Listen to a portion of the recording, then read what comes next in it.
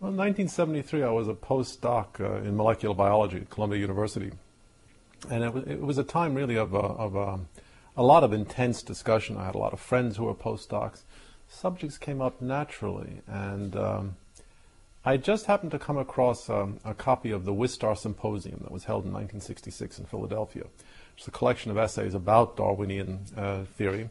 And I read Murray Eden's article, a critical article about Darwinian theory, and Marcel Schutzenberger's critical argument about Darwinian theory.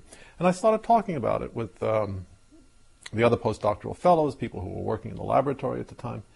And I discovered, somewhat to my own surprise, that the arguments, which seemed so very credible, very important, went virtually unanswered among the biologists that I knew, who tended to dismiss the arguments in a way that suggested that they hadn't really understood them, and if they had understood them, were not prepared to respond to them.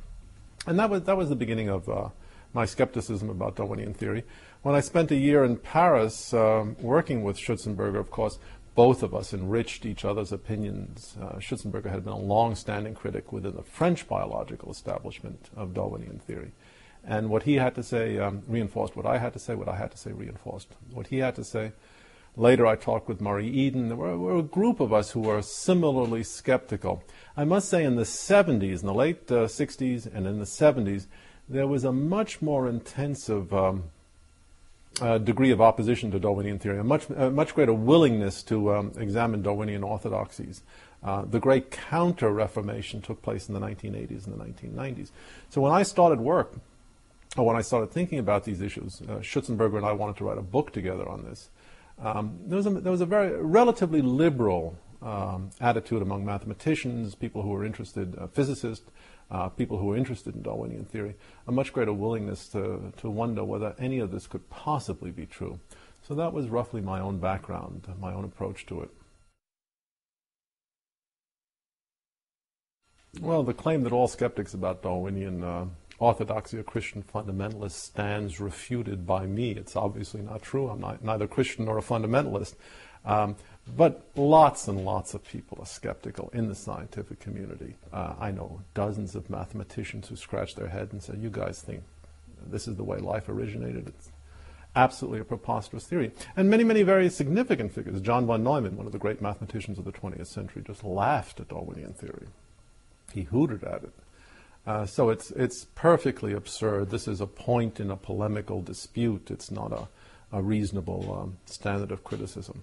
Opposition to Darwinian theory is, I wouldn't say widespread, but there's a consistent group of people among mathematicians, among physicists, among some very good speculative biologists who simply don't accept it, don't even regard it as a scientific theory in any reasonable sense. Talking about what the word evolution means, let's go from the least controversial to the most controversial. Least controversial is that life seems to be related in some fundamental way. Everything that lives seems to share, at the bottom, au fond, a common pattern. I don't think that's controversial. I think life is magnificently related. I think everything that lives does share a common pattern. Second, slightly more controversial claim, that pattern is one of descent, common descent. That is to say, what we see in the fossil record, what we can imaginatively reconstruct, what we can interpret, is a pattern where the successive layers of organisms all derived from organisms that have gone before, that's obvious, but they've derived in an ever-narrowing, a tapered cone. That's not an issue that I want to address or not address. I don't have very strong feelings. If someone says, yeah, common descent is just a rock-solid fact, I'm prepared to accept it. I don't have a strongly held position on that. The third, the most controversial level occurs when one says, I have a theory to explain the observational pattern. I know how it occurred.